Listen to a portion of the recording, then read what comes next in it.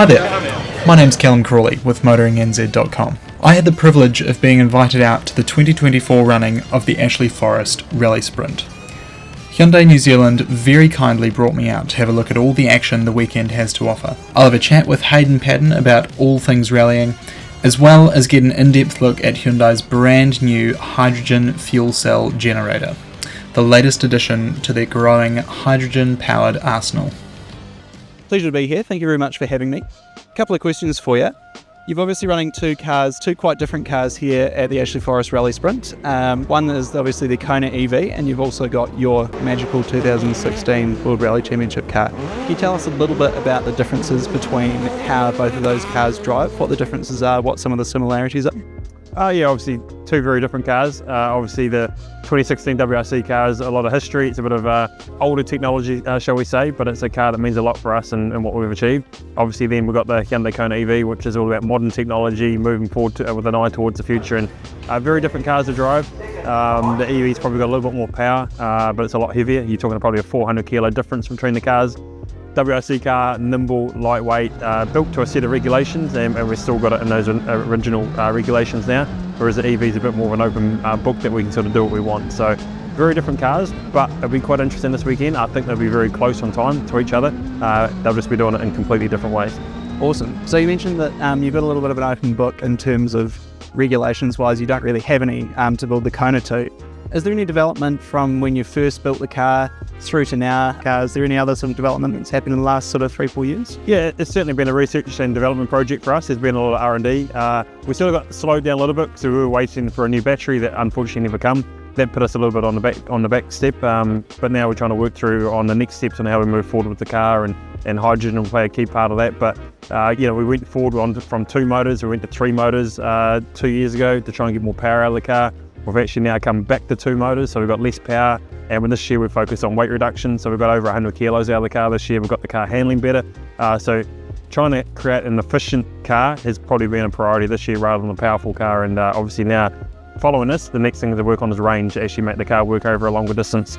Awesome. So yeah, 100 kilos is huge in terms of weight out of the car. Just out of the shop, we've got the Ioniq 5N. That's a battery electric vehicle on an 800 volt architecture. Is there any sort of similarities between that road car and your Kona EV? Do you think that could maybe be developed into something in the future? Yeah, we're actually working quite closely with the Ioniq 5N at the moment. There's a lot of technology now. Like, it's a very cool car. I've driven it a couple of times, and it puts a big smile on your face. But nowadays the technology in these performance electric cars with the battery is at such a level that we can use it in a motorsport application. So when we actually built the Kona EV 5 years ago, an OEM battery was not going to work for us through our testing, whereas now through our testing with Ioniq 5N, we think we can make this platform and this battery work in a motorsport environment to try and reduce the costs of electric rallying or motorsport. So we're very interested in making this and adapting this into a motorsport environment, and I guess all I can say at the moment is watch this space. Awesome, that's very exciting. So next question I've got is, you obviously had a few years with the Kona. Have perceptions changed on EV motorsport in New Zealand? Has that been something that's been tricky for you to try and get across to people? Oh yeah, it is tricky. We're certainly putting our head above water with it in the motorsport environment. You know, at the end of the day, I'm the same. We love noise, we love the combustion car. That's why we fell in love with the sport. But we need to move forward and be adaptive. And I think most people who see the EV in action, sure, it doesn't make the right sounds that we all, identify in motorsport, but it's still spectacular, it's still fast, and people have a different appreciation of it once they actually see it in the flesh. So I think that's always the most important thing, is to see it and to be open-minded. I don't think it's a matter of being an EV lover or hater or combustion lover or hater. For me, you can love all cars. For me, my joy is actually driving a car and driving a car fast, and that's what I get pleasure from. And this tech will keep developing and keep changing, and we're only scratching the surface at the moment, so who knows where it can go.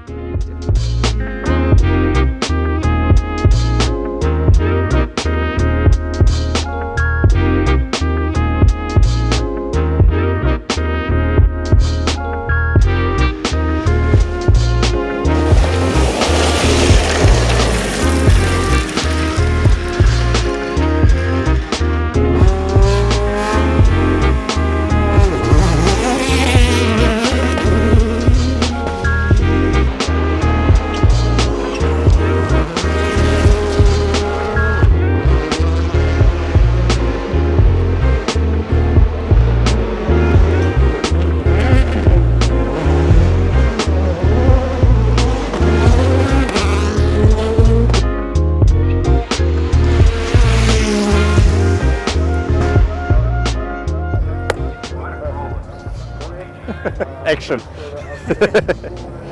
Matt, pleasure to be here. Thank you very much for taking some time out of your very busy day. Yeah, all good. Tell us a little bit about what your role is in terms of where you fit in with Hayden's team.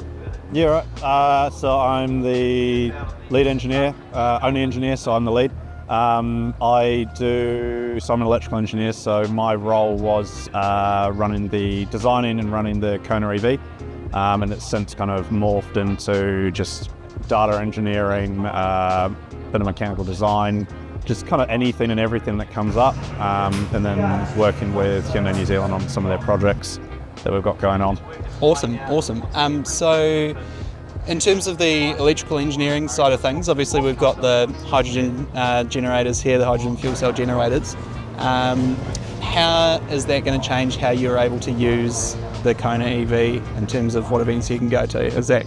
Well, it means that we don't have to worry about, is there a grid connection, can we get, do we have to find a diesel generator? No one wants to see an EV getting charged off a diesel gen set, because it kind of, although it's still a more efficient way to do the whole process, it doesn't kind of go into the look of things. So it means that now we can show up literally anywhere, and as long as we can get the gear into our service area, we can charge it, and we can charge it faster than we've ever managed before. Yeah, that's a great point actually. So what sort of charge rate can you get out of this? We've got a small battery, so we're probably just going to run at about 40 kilowatts this weekend, so it's not that much, just since it's its first event actually using it. Previously we'd used 20 kilowatts, so I mean already it's 50% faster. Yeah. So that means we should, at this event here, we'll probably be able to turn it around in like 10-15 minutes, I reckon. That's which is awesome, especially when we get at that higher end of the competition and tight turnarounds. Yeah. You're only going to be using about 40 kilowatts of its output, but it's obviously capable of much more. Sort of what sort of range can it run to? So the fuel cell generator, 160 kilowatts. It's good. It's big. Yeah. I mean, if we had an OEM, well, we've got an Ioniq 5 in here, that'll absorb it very nicely, and it's a rapid charge for that car. It's just a small battery for us. Yeah. So is it purely just the size of that battery pack that's limiting you? Yeah, like the battery tech, you can only discharge and charge certain amounts. We've also got to worry about temperature build-up, so it can probably absorb more of the charge rate, but then my biggest struggle here is temperature build-up in that battery. So I don't want to push it too much, because I have that ability to allow it to... Yeah. I've got time, and not heaps, but enough that I can make it work. Yeah, awesome. So I talked to Hayden just before about a little bit of the development of the car in terms of like some of the broader spectrum stuff, like your Kiwi fibre panels. You've dropped about 100 kilos out of the car using that, and some other things as well. Is there anything from your side, from the sort of the really technical engineering side, that you've changed over those sort of few years since you first developed the car? Well, I mean, we had from 2 motors to 3 motors back to 2, is that correct? Yeah, it's quite easy to just swap those in and out. We made the system so it just would slap a motor on the side. We could run 4 motors if we want, but again, the battery's not powerful enough to run it. Sure. So we ran with 3 motors last year, and we found that we were right on the limit of what the battery could do for the output power of the motors. And Hayden didn't really feel the balance was quite right, so let's save the weight and pull those out. Totally. I guess the biggest thing is now actually making the Kona accept the hydrogen charger. There's a lot of software development and hardware that had to go into that, because previously we just used a proprietary charge network that we just built ourselves. So make it now, in theory, we should be able to go to any charge station in New Zealand and that's pretty cool. Plug in. So that'd be quite cool. Like it. So in terms of the battery pack, obviously you mentioned we've got an Ioniq 5 down the end there. Is seeing something like that as an OEM product, obviously the battery tech has developed hugely in the last couple of years since you guys started, and even since just electric vehicles in general sort of became mainstream.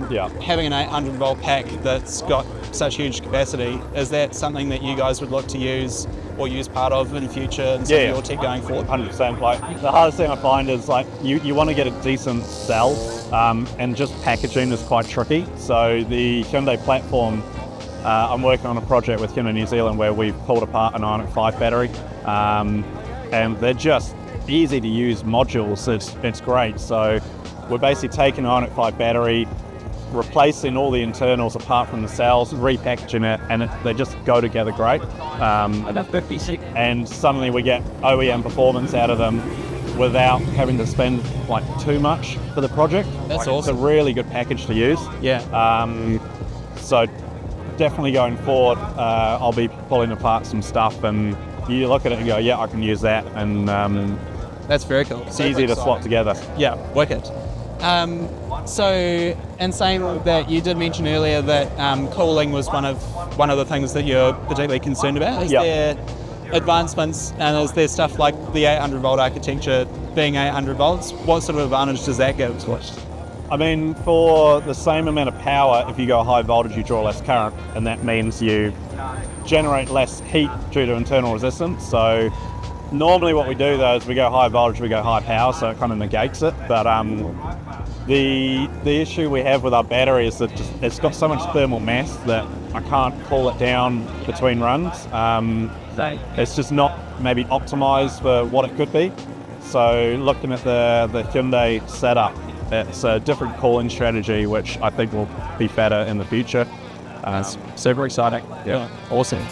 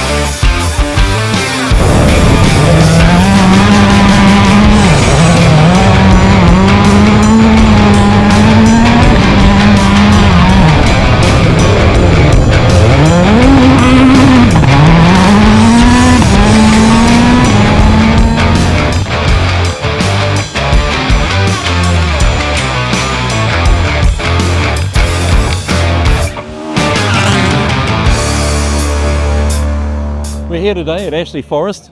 Awesome day, sun's out. What we're doing today is we're here with Hayden and the team. We've got our hydrogen generator here, charging EV rally car, and hey, we're looking forward to this fantastic day. So yeah, so it's the first time we've been on site with the hydrogen gear. We've basically got hydrogen at the back of the tent here, so that's clean green hydrogen that's been brought in for the event. We're converting that into electricity, charging the rally car, and the only thing coming out of it is water. So the reason it's pretty special here is there's nowhere to plug the rally car in, so we can get away from diesel generators and these sorts of things. So, you know, bringing clean energy where the grid doesn't reach.